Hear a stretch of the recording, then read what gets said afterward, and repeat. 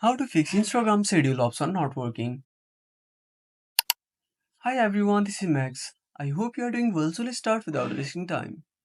First of all, open up your Play Store, tap on the source icon, and search for Instagram.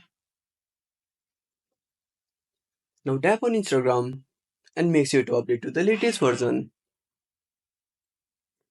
Now go back to your home screen, open up your settings, tap on apps, go to app management and search for Instagram.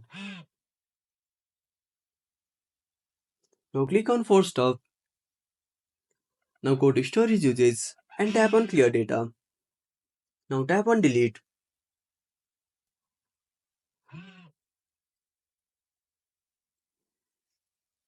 I hope this should fix the issue. If you found this video helpful, smash that like button and subscribe also for more awesome content. Have a burning question or want to suggest a topic?